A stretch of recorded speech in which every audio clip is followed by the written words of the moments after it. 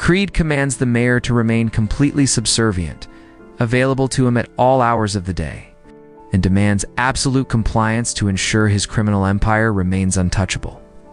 Meanwhile, Boston's towering skyline looks beautiful from a distance, but the streets below are soaked in blood. Eddie and Trenton are on a routine, dangerous patrol assignment.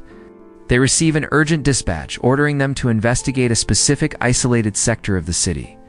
They drive their cruiser into the sector. Finding the streets unnervingly silent and completely deserted, in the middle of an empty alleyway, they spot a lone man sitting on the ground, frantically calling out for help. Trenton, acting on his duty, cautiously approaches the man, asking if he is okay. But it is a deadly ambush. The man suddenly pulls a hidden shotgun from under his coat, aiming it directly at Trenton's chest.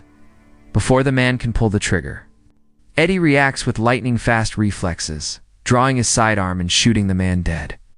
Instantly, hidden gang members emerge from the shadows, opening fire on the two officers with automatic weapons.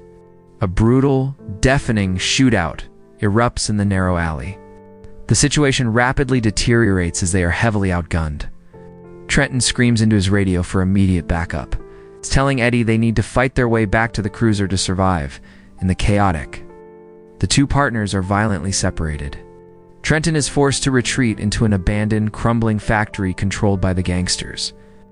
Navigating the dark, maze-like corridors, he stumbles across a terrified prostitute hiding in a room. As he pushes further into the shadows, a hidden shooter ambushes him.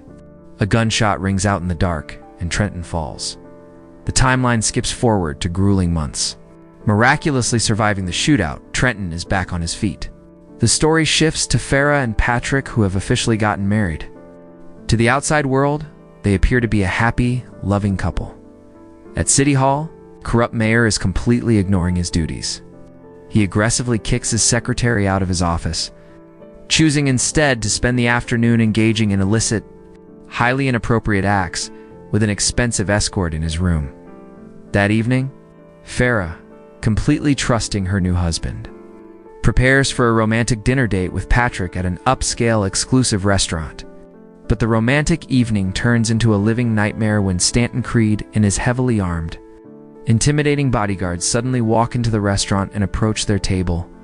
Feeling a wave of intense fear and discomfort, Farah immediately tries to stand up and leave.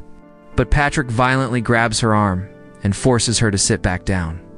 The sickening truth is revealed: Patrick is a cowardly, ambitious snake desperately trying to gain favor and power within Stanton Creed's massive criminal empire. To prove his absolute loyalty and secure a promotion, Patrick is willing to do the unthinkable. He's literally selling his own pregnant wife to the gangster. Farah looks at Patrick in sheer disbelief, the horrifying betrayal sinking in. As Patrick quietly stands up and abandons her at the table, Farah realizes she is trapped, but it is far too late. Creed's men surround her. Creed takes Farah back to his heavily guarded, luxurious penthouse. He locks the door, preparing to violently and forcibly assault her. Refusing to let the monster touch her, Farah desperately fights back. She scrambles away, frantically searching for an exit, but the penthouse is completely locked down. With no escape route available and realizing the horrifying fate awaiting her, Farah makes a tragic, devastating choice. She runs to the edge of the high-rise balcony and throws herself off the roof, plummeting to her death to escape Creed's clutches.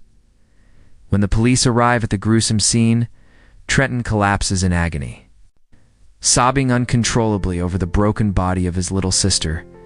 During the police interrogation, Stanton Creed sits arrogantly in the chair, claiming absolute innocence. He spins a disgusting lie, telling the detectives that Farah came to him begging for a job, became emotionally unstable, and simply committed suicide of her own free will. Furious and wanting to rip Creed's head off, Trenton tries to attack him. But Creed mockingly suggests Trenton ask Patrick what really happened. Trenton is bad mood and go to Patrick, who is crying and acting like innocent. Trenton demands to know how his sister died.